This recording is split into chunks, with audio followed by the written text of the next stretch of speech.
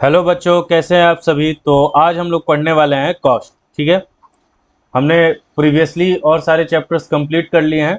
अब कॉस्ट जैसे ही हम कंप्लीट करेंगे उसके बाद हम पढ़ेंगे प्रोड्यूसर इक्विलिब्रियम। ठीक है ना, प्रोड्यूसर इक्विलिब्रियम है और एक रेवेन्यू चैप्टर बच गया है और नेक्स्ट आपका जो चैप्टर बच जाएगा मार्केट। ठीक है, सो स्टार्ट करते हैं कॉस्ट। तो इसमें भी, इस चैप्टर में भी आप लोगों को क्या सोचना है कि आप एक प्रोड्यूसर है। ठीक है ना, आप लोगों को पता है प्रोड्यूसर कौन होता है, जो गुड्स एंड सर्विसेज क्या करता है, प्रोड्यूस करता है। ठीक है, अब देखिए producer goods and services produce कर रहा है, बना रहा है, तो जनरली ऐसा नहीं है। जनरली वो फैक्ट्रीज में या इंडस्ट्रीज में चीजों को मैन्युफैक्चर करता है, बनाता है, कन्वर्ट करता है फिनिश गुड्स में। अगर नॉर्मल सेंस में मैं बताऊं ना, तो जो चीजें वो बना रहा है, कोई जैसे गुड्स बना रहा है, तो उसको बनाने का खर्चा क्या है, एक्सपेंडिचर क्या है, उसे हम कॉस्ट कहेंगे। ठीक है ना, यानी उसे बनाने का खर्च क्या लग रहा है। जैसे आप लोग जो पेन खरीद लेते हैं 5 रुपीज वाला, तो उसका प्राइस होता है 5 रुपीज, ना कि कॉस्ट। उसको बनाने का खर्च कुछ और होगा, हो सकता है वो 3 रुपया में ही बना हो। ठीक है ना, 2 रुपया जो प्रोड्यूसर है उसका प्रॉफिट हो। ठीक है, तो ऐसे हमें समझना है। प्राइस जो होता है वो कंज्यूमर के लिए होता है। प्राइस जो होता है वो किसके लिए होता है, कंज्यूमर के लिए। कॉस्ट किसके लिए होता है, प्रोड्यूसर के लिए। ठीक है, चलिए समझते हैं। लिख दिया मैंने व्हाट्सएप लैंग्वेज में कि प्रोड्यूसर के लिए कॉस्ट होता है, कंज्यूमर के लिए प्राइस होता है। कॉस्ट कहते किसे हैं, एक्सपेंडिचर इनकर्ड।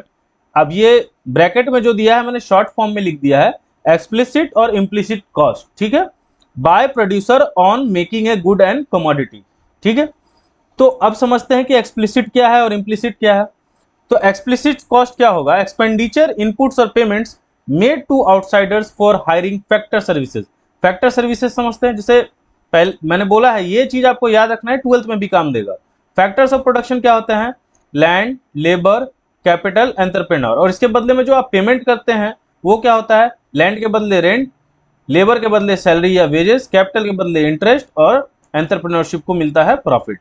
ठीक है ना, तो जाहिर सी बात है, मान लीजिए अब ये जो लेबर आया, लेबर को आप क्या देंगे, वेजेस पेड करेंगे। ठीक है ना, देख लीजिए मेन वर्ड जो याद रखना है, कीवर्ड आपको आउटसाइडर। बाहर से जो भी आप फैक्टर सर्विसेज ले रहे हैं, उनको जो आप पेमेंट्स कर रहे हैं उसे हम इम्प्लिसिट कॉस्ट कहेंगे। तो वेजेस पे कर रहे हैं लेबर्स को। अगर आपने लैंड क्या लिया है, लीज पे लिया है, या हो सकता है रेंट पे लिया है, तो उसका रेंट पे करना होगा। पेमेंट ऑफ रॉ मटेरियल, कोई रॉ मटेरियल ला रहे हैं, उसी को तो आप कन्वर्ट करेंगे फिनिश गुड्स में, तो उस रॉ मटेरियल का पेमेंट करना पड़ेगा आपको। तो ये सब आपका क्या हो गया, इम्प्लिसिट कॉस्ट। इम्प्लिसिट कॉस्ट क्या होगा, expenditure use for self owned input. Self owned मैंने आपको बताया है, ठीक है ना, जो खुद के लिए काम करते हैं। अब जैसे मान लीजिए ये लैंड मेरा है, इसी पे मैंने फैक्ट्री बना दी, इसी पे मैंने क्या बना दी, फैक्ट्री बना दी। क्या मुझे इसका रेंट पे करना पड़ेगा क्या, तो नहीं सर, आप ही का लैंड है तो आप रेंट क्यों पे करोगे। तो ये सेल्फ ओन्ड इनपुट्स की बात हो रही है। इंटरेस्ट ऑन ऑन कैपिटल, आपको अपने ही कैपिटल पे इंटरेस्ट मिल रहा है। रेंट ऑफ ऑन लैंड, तो रेंट जो लग सकता था वो लग नहीं रहा है आपको, तो ये सब आपके इम्प्लिसिट कॉस्ट हो जाएंगे। ठीक है ना, salary for the service of entrepreneur, जो वो काम कर रहा है अपने बिजनेस के लिए, जो प्रॉफिट उसे मिलेगा, जो सर्विस वो दे रहा है, उसका वो कोई सैलरी वगैरह नहीं ले रहा है, तो वो सब क्या हो जाएंगे, आपके इम्प्लिसिट कॉस्ट में आ जाएंगे। अपॉर्चुनिटी कॉस्ट आप चैप्टर 2 में ही पढ़ के आ गए हैं। Cost of the next best alternative forgone, इसे बताने की जरूरत नहीं है क्योंकि ये चैप्टर 2 में, अगर नहीं वीडियोस आपने देखा है तो आप एक बार देख लीजिएगा। वैसे इस चैप्टर के लिए अपॉर्चुनिटी कॉस्ट कोई इंपॉर्टेंट नहीं है। ठीक है, कॉस्ट कॉस्ट पढ़ रहे हैं इसलिए अपॉर्चुनिटी कॉस्ट भी दे दिया गया है किताब में। नेक्स्ट है शॉर्ट रन कॉस्ट। अब शॉर्ट रन जो कॉस्ट पढ़ना है, तो याद कीजिए आप प्रोडक्शन फंक्शन में पढ़ के आ चुके हैं कि शॉर्ट रन क्या होता है, लॉन्ग रन क्या होता है। ठीक है, शॉर्ट रन शॉर्ट पीरियड के लिए, लॉन्ग रन लॉन्ग पीरियड के लिए। ठीक है, अब ये दोनों कॉन्सेप्ट जो फिक्स्ड कॉस्ट पढ़ेंगे और वेरिएबल कॉस्ट पढ़ेंगे, ये बहुत इंपॉर्टेंट है, इसको ध्यान से समझना है। ये समझ में आ गया, आगे कोई दिक्कत होने वाली नहीं है। ठीक है, शुरू करते हैं। फिक्स्ड कॉस्ट क्या है, cost which does not very directly with the level of output, यानी आउटपुट में कोई भी चेंज हो। मैं क्या बोल रहा हूं, आउटपुट 10,000 रुपए का हुआ, 0 रुपया का हो, ये कॉस्ट आपको लगेगा ही लगेगा। एग्जाम्पल के लिए मान लीजिए मेरा ये कोई, मान लीजिए मैंने यही कोचिंग पढ़ाने के लिए कोई रूम रेंट पे लिया है। ठीक है ना, अब मैंने उसमें कोचिंग क्लास 3 मंथ के लिए चलाया ही नहीं, तो क्या मुझे रेंट पे नहीं करना पड़ेगा? तो आप बोलोगे सर आप पढ़ाओ चाहे मत पढ़ाओ, रेंट तो पे करना पड़ेगा ही। तो यही बात है कि फिक्स्ड कॉस्ट हम उसे कह रहे हैं कि ये आपके आउटपुट पे वेरी नहीं करेगा। आउटपुट आप 10 रुपए का दो, आउटपुट आप 1000 रुपए का दो, 1 लाख रुपए का दो, जो कॉस्ट मतलब जो आपका फिक्स्ड कॉस्ट है वो लगेगा ही लगेगा। यहां मैंने बना दिया है फिगर के फॉर्म में, आउटपुट इंक्रीज डिक्रीज और जीरो हो, रेंट 10K लगना है तो लगेगा ही। ठीक है, इसके वेरियस नाम है, ये एमसीक्यू पर्पज से आ सकता है। सप्लीमेंट्री कॉस्ट बोलते हैं, ओवरहेड कॉस्ट बोलते हैं, इनडायरेक्ट कॉस्ट बोलते हैं, जनरल कॉस्ट बोलते हैं। ठीक है, जैसे जो लोग बीकॉम वगैरह पढ़ेंगे, अभी तो आप लोग बहुत छोटे ही हैं 11th में, बीकॉम वगैरह में पढ़ते हैं ना, तो फाइनल ईयर में पूरा का पूरा कॉस्ट का एक किताब ही होता है। ठीक है ना, उसमें ये ओवरहेड वगैरह के बारे में डिटेल में बताया जाता है। ठीक है, चलिए अब समझते हैं टीएफसी। टीएफसी का मतलब क्या हो गया? Total fixed cost. Total fixed cost, अब इसको समझते हैं। सिर्फ मैं बता रहा हूं, फिक्स्ड कॉस्ट और वेरिएबल कॉस्ट समझ गए, आपको आगे कुछ समझने की जरूरत नहीं, सब इजीली समझ में आ जाएगा। ठीक है, अब देखिए ध्यान दीजिए, मैं क्या बोल रहा हूं, मैंने यूनिट जो प्रोड्यूस किया वो जीरो प्रोड्यूस किया। आप टीएफसी याद ही मत रखो, जिस जिस में एफसी अब लगते चलेगा ना, आपको एफसी नहीं, मैं ये याद करने के लिए पॉइंट ऑफ व्यू से बता रहा हूं, होता है ना, रिमेम्बरेंस के लिए बता रहा हूं। आप सीधा याद रखोगे, जहां जहां एफसी लगाया वहां वहां मैं रेंट समझूंगा। ठीक है, तो आउटपुट कितना दिया आपने? जीरो का। जो यूनिट प्रोड्यूस आपने की वो जीरो प्रोड्यूस की, रेंट कितना लगा? 10,000 लगना था, लग गया। एक प्रोड्यूस किया तब भी रेंट 10,000 ही लगेगा, दो किया 10। अब जितना भी तुम प्रोड्यूस करते चलो, यानी ये क्या रहेगा? कांस्टेंट रहेगा। क्यों भाई? जितना रेंट लगना है उतना ही लगेगा, फिक्स कॉस्ट का यही उसूल है। ठीक है सर, ये समझ में आ गया। तो इसका ग्राफ कैसा बना? ये यूनिट है, यहाँ 1 2 3 4 जितना देना चाहो दे दो, ये 10 का 10 ही रहेगा। ठीक है, चलिए आगे चलते हैं। Variable cost. वेरिएबल कॉस्ट क्या बोल रहा है? Cost very directly with the level of output, यानी आउटपुट बढ़ रहा है तो कॉस्ट बढ़ेगा, आउटपुट घटेगा तो कॉस्ट भी घटेगा, आउटपुट जीरो होगा तो कॉस्ट भी जीरो लगेगा। ठीक है ना, यानी कि जैसा आपका आउटपुट रहेगा उस हिसाब से ही आपकी कॉस्टिंग होगी। फिक्स्ड कॉस्ट में क्या पढ़ा? आउटपुट आपका कुछ भी हो, जो कॉस्ट फिक्स्ड कॉस्ट लगना है वही लगेगा। दोनों में बस इतना का चेंज है और यही समझना। ठीक है, आगे चलते हैं।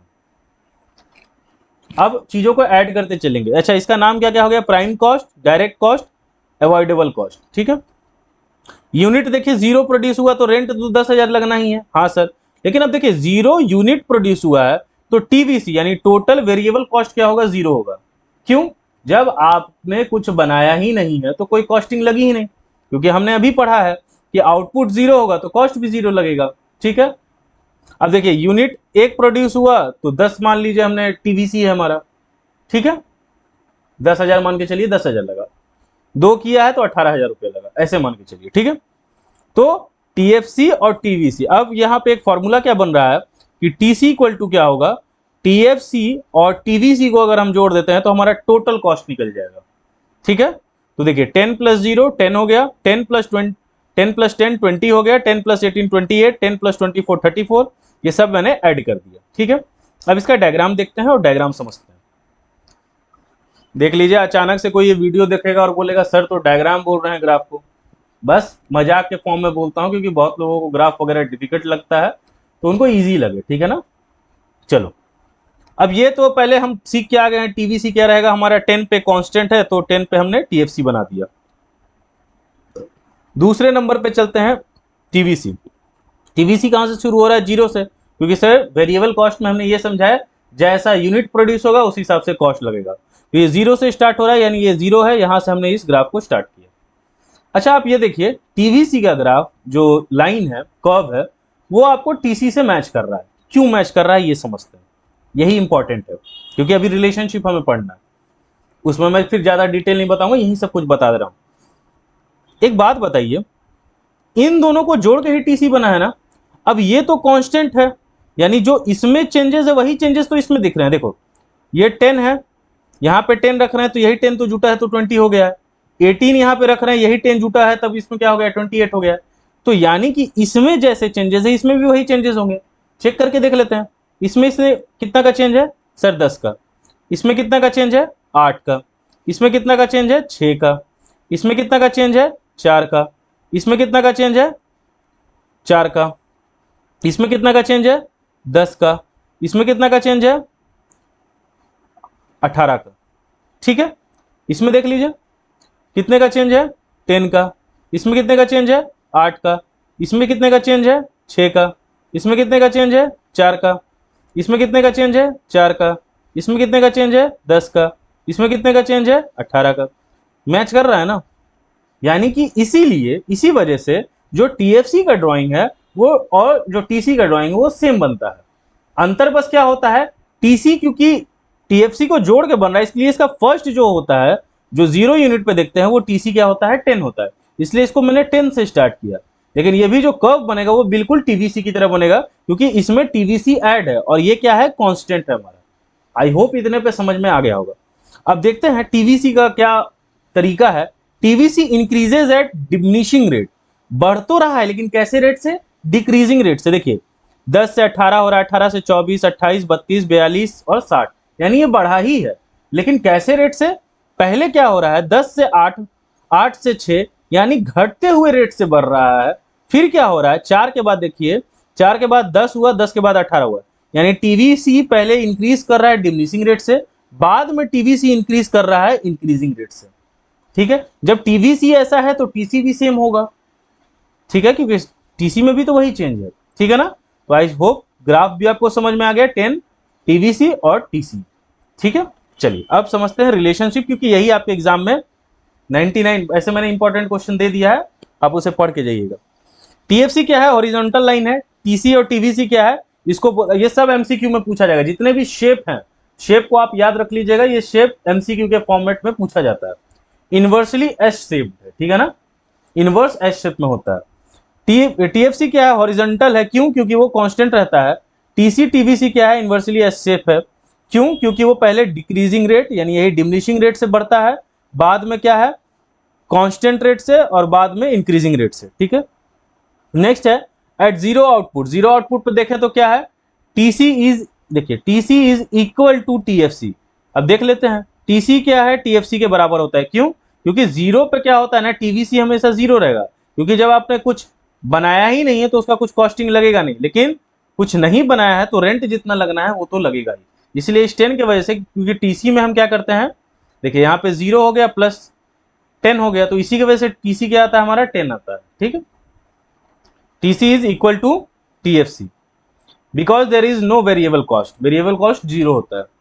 TC and TVC parallel to each other, vertical distance same at all levels because the gap between them represent TFC. अब इसे समझ लीजिए, ये दोनों जो लाइन जा रही है ना, ये और ये लाइन, ये पैरेलल रहेगी, कभी ये जाके टच नहीं करेंगे, क्यों, इसके बीच का जो गैप है ना वही टीएफसी है, क्या है, टीएफसी, जिसके वजह से ये कभी इन दोनों को ज्वाइन होने देगा नहीं। क्योंकि देखो टीसी निकालेंगे ही कैसे हम, टीएफसी और टीवीसी को जोड़ के। टीवीसी कभी, टीएफसी कभी 0 हो नहीं सकता, क्योंकि कुछ ना कुछ तो आपको खर्चा लगेगा ही, रेंट तो देना ही है। आप आउटपुट बढ़ाओ घटाओ कांस्टेंट रखो, आपको वो रेंट तो देना, तो ये कभी 0 हो नहीं सकता। और यहाँ जो आएगा वो तो यहाँ पे आएगा ही आएगा, ठीक है ना। यहाँ पे मान लीजिए 10 है तो ये 20 हो जाएगा।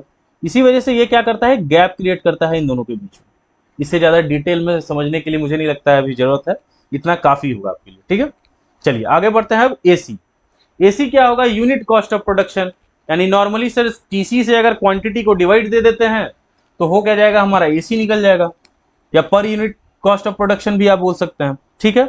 अब जैसे देखिए याद कैसे किए हम, टीसी में टीएफसी प्लस टीवीसी जोड़ देंगे, वैसे ही एसी में हम एएफसी प्लस एवीसी जोड़ देंगे।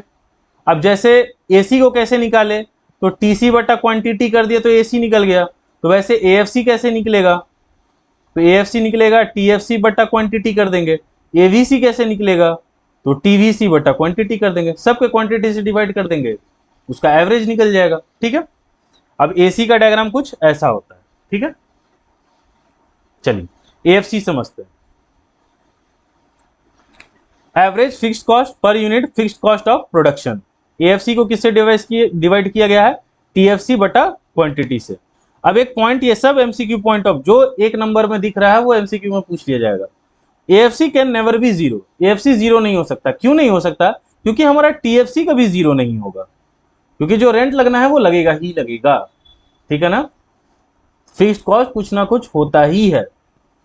देखिए तो आउटपुट क्या है, 0, कुछ नहीं आपने बनाया है, तब भी आपका क्या लग रहा है, TFC 10 लग ही रहा है।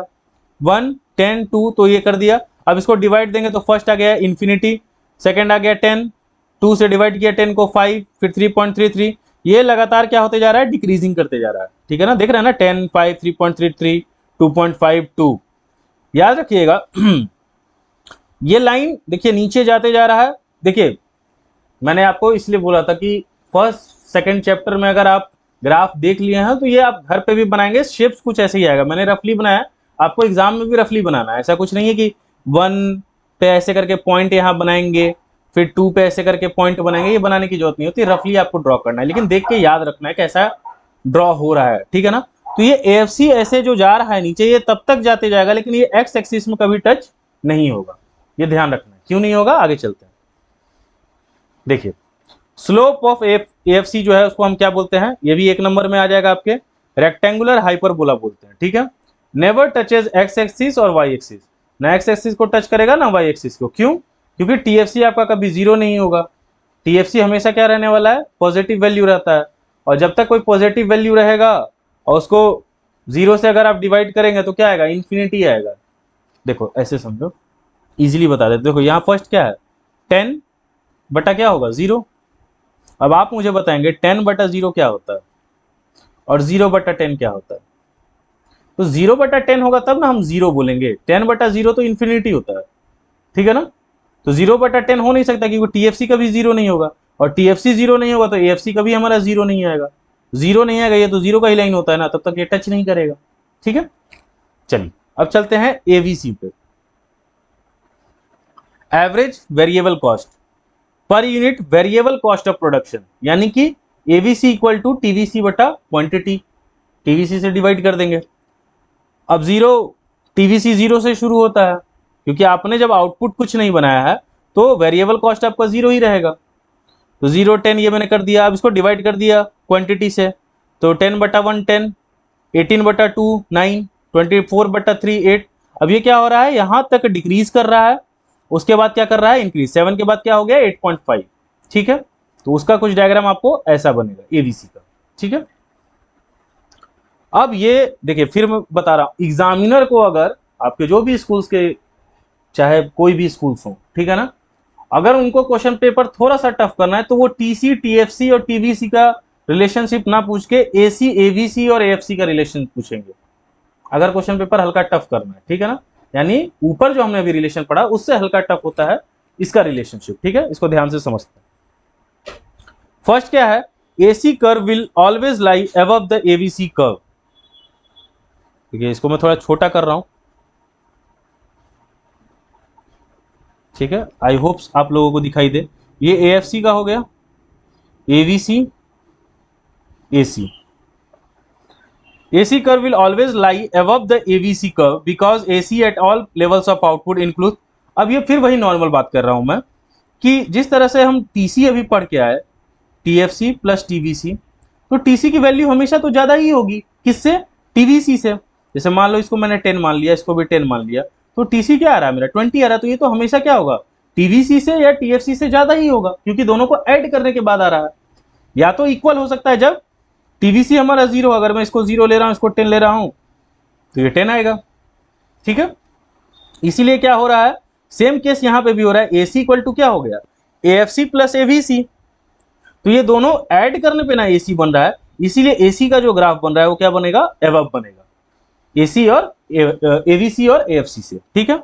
AVC reaches its minimum point, point B, ये इसका मिनिमम पॉइंट है, ठीक है, at a level of output lower than that of AC, point A, ये पॉइंट A है, because one AVC has minimum point, AC is still falling because of falling AFC। अब क्या हो रहा है कि ये जो मिनिमम पॉइंट है, पॉइंट B, AC क्या होता है, AC का मैंने नीचे बनाया होगा, देखिए यहां मैंने AC निकाला इसलिए यहां दिखा दे रहा हूं। एक पॉइंट तक देखिए डिक्रीज कर रहा है, डिक्रीज कर रहा है, डिक्रीज कर रहा है, फिर क्या करने लग रहा है, राइज कर रहा है। ये जो ग्राफ देखते हैं आप यहां से थोड़ा सा राइज करते हुए, ये इस वजह से होता है, ठीक है। और AC फॉल जो कर रहा है वो फॉल कर क्यों रहा है, AFC की वजह से, क्योंकि AFC आपका क्या होता है 10 10 10 10 ही था, वो लगातार क्या करते जाता है, AFC डिक्रीज करते जाता है, अभी हमने पढ़ा है, क्योंकि मैं दिखा दे रहा हूं, AFC देखिए, AFC का क्या नेचर है, लगातार डिक्रीज कर रहा है। इसी की वजह से AC का भी जो वैल्यू आता है, क्योंकि वो भी AFC क्या है, इंक्लूडेड है AC में, इसीलिए वो क्या होता है, उसका भी वैल्यू धीरे धीरे फॉल ही करते जाता है, ठीक है ना। Output increase the gap between AC and AVC curve decreases but they never intersect each other. फिर यानी कि ये दोनों कभी भी बहुत आगे तक चल जाएंगे, लेकिन ये कभी टच नहीं करेंगे। क्यों? अगेन इसके बीच का जो गैप है वो क्या है, आपका AFC है। क्या है, इन दोनों के बीच का जो गैप है वो क्या है, AFC है, जिसकी वजह से ये दोनों कभी टच नहीं करेंगे, ठीक है। ये आपका रिलेशनशिप है AC, AFC और AVC का। अब एक पूछा जाता है रिलेशनशिप आपको AC और MC का, ठीक है। तो relationship of AC MC easy है, लेकिन आपकी किताब में थोड़ा अलग तरीके से दिया हुआ है, इसीलिए मैंने इसका टेबल बनाया। अच्छा देखिए, एक और बात मैं आपको पहले ही बता दे रहा हूं, आप लोगों को कोई भी डाउट होता है ना, तो आप या तो मुझे मैसेज कर दिया कीजिए, कमेंट कर दिया कीजिए, पूरी की पूरी मैं वीडियो फिर से बना दूंगा, ठीक है ना। क्योंकि थोड़ा नए नए में ऐसे अकेले पढ़ाने में एक्सप्लेनेशन में कभी कभी प्रॉब्लम होता है, तो मुझे समझ नहीं आता है कि आप लोगों को प्रॉपर समझ में आया है या नहीं आया। सामने इंटरेक्शन होते रहता है तो पता चल जाता है बच्चों के चेहरे को देख के, तो यहाँ तो पता नहीं लग पाता है। तो कोई भी दिक्कत हो ना कि सर मेरे को ये रिलेशनशिप समझ में नहीं आया, या इसको थोड़ा और एक्सप्लेन कर दीजिए और डिटेल में बता दीजिए, क्योंकि आप लोग का डिमांड रहता है वन शॉट, तो वन शॉट थोड़ा छोटा हो तो ज़्यादा बेहतर है। अगर आपको उसमें किसी टॉपिक में लगता है कि नहीं सर और एक्सप्लेनेशन की ज़रूरत है, समझ नहीं आ पाया, तो पूरी की पूरी वीडियो फिर से बना दी जाएगी, ठीक है ना। उसके लिए टेंशन नहीं लेना है, आपका समझ आना ही मेन प्रायोरिटी है, ठीक है। So relationship between AC and MC, output दे दिया, TC दे दिया। अब AC निकालना है, तो मैंने बताया है AC इक्वल टू क्या हो जाएगा, AC इक्वल टू हो जाएगा TC बटा क्वांटिटी, ठीक है। तो TC दिया हुआ है तो हम निकाल सकते हैं, फर्स्ट तो नॉट डिफाइंड हो जाएगा, 18/1 क्या हो जाएगा 18, 22/2 क्या हो जाएगा 11, 27/3 क्या हो जाएगा 27/3 हो जाएगा 9, ठीक है। तो ऐसे करके AC निकाल दिया। MC भी आपने पढ़ा है, TCN माइनस TCN-1, या और बोल सकते हैं चेंज इन TC बटा चेंज इन क्वांटिटी, ठीक है।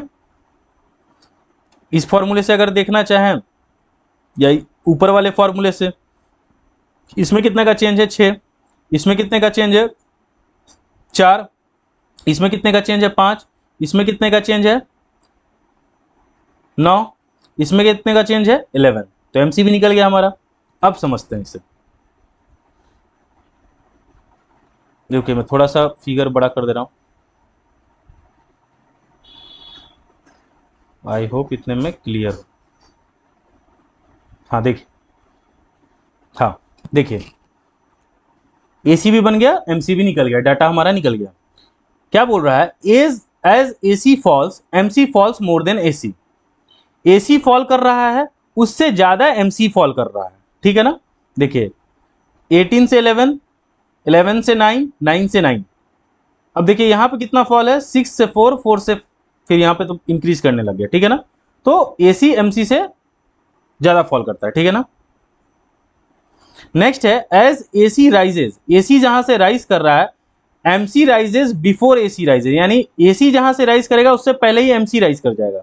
तो मैं बोलूँ अगर कि इस पॉइंट से 9 से लेकर के क्या हो रहा है 940 हो रहा है, और ये देखिए यहीं से ये इंक्रीज कर रहा है, यानी एक यूनिट पहले यहाँ ये 4th यूनिट पे AC राइज कर रहा है, लेकिन आपका MC क्या है 3rd यूनिट पे ही राइज करने लगा।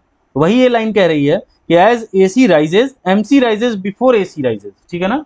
तो AC के राइज करने से पहले ही MC राइज करने लगता है। नेक्स्ट क्या है, MC cuts AC from AC's lowest point, यानी MC कट करेगा जो AC को, देखिए यहाँ पे जो पॉइंट मैंने A बनाया है MC कट कर रहा है AC को, कहाँ से, AC के लोएस्ट पॉइंट से। अब AC का लोएस्ट पॉइंट क्या है, ये 4 नंबर पे जो है 9, देखिए 9 के बाद 9 है तो ये सबसे लोएस्ट हुआ, इसके बाद ये इंक्रीज करा तो AC का ये सबसे लोएस्ट पॉइंट हुआ। इसी पॉइंट पे क्या करेगा MC कट करता है, और देखिए या फिर नॉर्मल आप ऐसे बोल सकते हैं जहां AC MC बराबर है वहीं पे आप देखिएगा कट होगा, यानी ये समझ लीजिए यहाँ पे ये जो यूनिट होगी ये 4 यूनिट होगी। मैंने तो रफली बनाया है, लेकिन मैं आपको बता दे रहा हूँ, अगर आप बना के ट्राई करना चाहें तो ये 4 यूनिट होगी, यहीं से MC कट करेगा, यही AC का लोएस्ट पॉइंट है, यही 9, ठीक है ना, यहीं पे 9 है AC का, ठीक है ना, ये 4th यूनिट है, तो यहीं से कट करता है MC, ठीक है। आई होप समझ में आ गया होगा आप लोगों को। अब देखिए यहाँ फॉर्मूला दिया हुआ है टीएफसी का, टीवीसी का, बहुत सारे फॉर्मूला है, ठीक है ना। अब इस फॉर्मूला का आप स्क्रीनशॉट ले लें या पूरा का पूरा पीडीएफ तो मैं टेलीग्राम पे डाल ही दूंगा, या हम ये काम कर सकते हैं, मैं ये फॉर्मूला आपको याद करवाने की कोशिश करता हूँ, ठीक है। चलिए इस साइड में बनाता हूं, देखिए याद करने की कोशिश कर रहे हैं, ठीक है ना। मैंने क्या किया, मैंने लिख दिया टीसी, टीएफसी, टीवीसी, सेम उसी के नीचे लिख दिया एसी, एएफसी और एवीसी, इतना मैंने लिख दिया। निकालते हैं टीसी का, हमने बस एक फॉर्मूला याद करना है, उससे सब याद हो जाएगा। मैं बोल रहा हूं कौन सा फॉर्मूला याद करना है, बस ये वाला, टीएफसी प्लस टीवीसी जोड़ देते हैं तो एसी हो जाता है, ठीक है सर। तो मैं इसको थोड़ा और दूर दूर कर दे रहा हूं, ठीक है, यहां कर दे रहा हूं टीसी, टीएफसी, टीवीसी, ठीक है। टीसी में मैंने क्या बोल दिया, टीएफसी प्लस टीवीसी कर देंगे तो टीसी हमारा निकल जाएगा, ठीक है। तो मैं ये बोल सकता हूं कि क्या मैं टीसी में से टीवीसी माइनस कर दूंगा तो टीएफसी नहीं निकल जाएगा, तो हाँ सर निकल सकता है। तो इसी तरीके से ये टीवीसी निकालना है तो टीसी में से अगर मैं टीएफसी माइनस कर दूंगा तो भी निकल जाएगा, ठीक है। यहां पे मैंने दे दिया है एसी, एएफसी और एवीसी, ठीक है। आगे चलते हैं, अब एसी का भी वैसे ही कर देते हैं, एएफसी प्लस एवीसी हो गया। अब एसी में से अगर मैं एवीसी माइनस कर दूंगा तो एएफसी निकल जाएगा, और ऐसे ही एसी में से अगर एएफसी माइनस कर दूंगा तो एवीसी निकल जाएगा। यहां तक कहानी क्लियर हो गई। अब एसी निकालने का हमने क्या पढ़ा था कि सर टीसी को अगर क्वांटिटी से डिवाइड कर दें तो हमारा क्या निकल जाता है, एसी, ठीक है। तो इसका अपोजिट मैं ऐसा नहीं कर सकता हूं कि टीसी निकालना है तो एसी बटा एसी इंटू क्यू कर दूंगा तो भी मेरा टीसी निकल जाएगा, ठीक है। तो इसी तरीके से एएफसी निकालना था तो हमने क्या किया था, टीएफसी बटा क्वांटिटी किया था। तो यहाँ पे टीएफसी निकालना है तो क्या मैं एएफसी इंटू क्वांटिटी करूंगा तो नहीं निकल जाएगा। सेम यहाँ पे एवीसी को अगर हम एवीसी बटा टीवीसी बटा क्वांटिटी करेंगे तो हमारा एवीसी निकल जाएगा। वैसे ही टीवीसी में अगर मैं एवीसी इंटू क्वांटिटी करूंगा तो ये भी निकल जाएगा, ठीक है। तो यानी देखिए सबके दो दो फॉर्मूले तैयार हो गए, ठीक है। अब कुछ कुछ एक्स्ट्रा फॉर्मूला होता है जो डायरेक्ट न्यूमेरिकल क्वेश्चन आएगा तो समझ आएगा। अब जैसे टीएफसी का एक क्या है, यहाँ पे देखिए TFC, TC at zero level. तो टीसी में क्या है, टीएफसी जो जीरो लेवल पे है वही टीसी होता है, ठीक है। देखिए दिखा देता हूं मैं,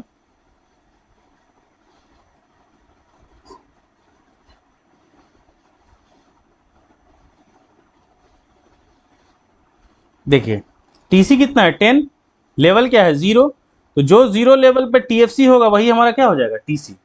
ऐसे ऐसे क्वेश्चन आएंगे न्यूमेरिकल में, मैं बहुत सारे न्यूमेरिकल सॉल्व करवाऊंगा आपको, ठीक है। तो एक ये हो गया। टीवीसी में एक जैसे दिया है समेशन एमसी। अब देखिए ये फॉर्मूला मैं समझा भी नहीं सकता, ऐसा न्यूमेरिकल आएगा तो मैं आपको बता दूंगा इस फॉर्मूले के बारे में, ठीक है। TC sorry TC at zero, अच्छा ये दोनों में ऐसे निकल सकता है, कोई बात नहीं है। एएफसी का हो गया, एवीसी, एमसी बच गया ना, एमसी देख लीजिए। एमसी का तो आप ऑलरेडी जान रहे हैं, बहुत जगह एमसी पढ़ गया है। तो एमसी का क्या हो गया, दो पढ़े हैं, TC N minus TC N minus one, या बोल सकते हैं टीसी में जो चेंज है और क्वांटिटी में जो चेंज है, ठीक है। एक और होगा टीवीसी, क्योंकि टीएफसी क्या होता है, कांस्टेंट होता है, तो TVC N minus TVC N minus one से भी हम निकाल सकते हैं। तो फार्मूला ऐसे इजीली याद हो जाएगा आपको, ठीक है ना। एक बार रिलेट करके आप याद करेंगे ना तो बहुत इजीली फार्मूला याद हो सकता है। वैसे रटने की कोशिश कीजिएगा तो कोई मतलब रटते ही रह जाइएगा। तो नेक्स्ट जो वीडियो आएगा ना, फिर आगे देख लेते हैं इंपॉर्टेंट क्वेश्चन क्या क्या है आपके लिए। देखिए फर्स्ट है रिलेशनशिप टीसी, टीएफसी और टीवीसी। मैंने इसमें बता दिया, अगर मान लीजिए सिलेबस आप जैसे हर स्कूल में अलग तरीके से पढ़ाई होती है, कहीं स्टैट्स ज़्यादा पढ़ा दिया गया है, कहीं पे माइक्रो इकोनॉमिक्स कम पढ़ाया गया है, तो उस हिसाब से आपको सोचना है कि क्वेश्चन कैसा सेट होने वाला है। ज़्यादा माइक्रो का अगर चैप्टर आ रहा है तब ये क्वेश्चन आएगा, अगर माइक्रो के चैप्टर कम है, स्टैट्स के चैप्टर ज़्यादा हैं, तो एसी, एक सेकंड, एसी, एएफसी और एवीसी का रिलेशनशिप पूछा जाता है। ठीक है, सेकंड क्या है रिलेशनशिप, एसी और एमसी का रिलेशनशिप, और थर्ड है difference between fixed cost and variable cost. ठीक है ना, मेन तो मैंने समझा दिया है कॉन्सेप्ट, बाद बाकी किताब में आपके दिया होगा, अगर वो भी नहीं समझ में आएगा तो वो भी आप पूछ सकते हैं, मैं और डिटेलिंग में बता दूंगा। ठीक है, तो ये 3 इंपॉर्टेंट क्वेश्चन है आपके एग्जाम के लिए। ठीक है, बाद बाकी कोई भी आपको डाउट वगैरह है, यहाँ पे चैप्टर का द एंड हुआ, कोई भी आपका डाउट है मुझे आप इंस्टाग्राम पे बताइए। नोट्स के लिए आप टेलीग्राम चैनल पे जाके आप क्या कर सकते हैं, नोट्स ले सकते हैं। ठीक है ना, इसी का पीडीएफ मिल जाएगा।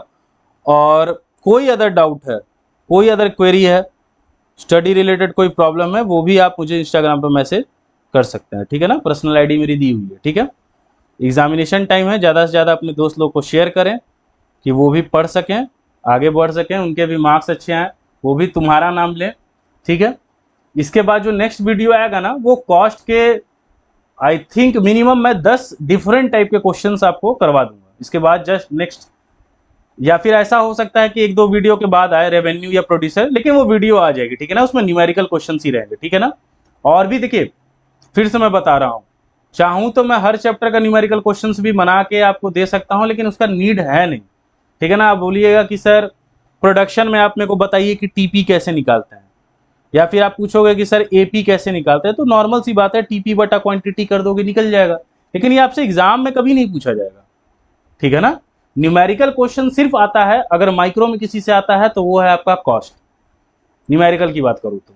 ठीक है ना, इससे आपके फाइनल एग्जाम या अगर मिड टर्म में पढ़ाई हो चुकी है तो मिड टर्म में भी न्यूमेरिकल पक्का पूछा जाता है। ठीक है ना, बताता हूँ, अभी बस बता दे रहा हूँ कि पूछा क्या जाता है। कुछ नहीं होगा, क्वेश्चन दे दिया जाएगा, यूनिट 1 2 3 4 5, टीसी दे दिया गया, अब बोला जाएगा आप एसी निकालिए, एएफसी निकालिए, एवीसी निकालिए, टीएफसी निकालिए, टीवीसी निकालिए, 1 2 3 4 5, 5 चीजों को निकालने के लिए 5 मार्क्स में पूछ लिया जाएगा। डिफिकल्टी लेवल इसी को बढ़ाना होगा ना, तो क्या होता है कि ऐसे एसी एवीसी जैसे दिया है तो यहाँ पे 20 दिया है, यहाँ पे 32 दिया है, अब जो ये खाली जगह है उनको भरना पड़ता है, ये ज्यादा टफ होता है।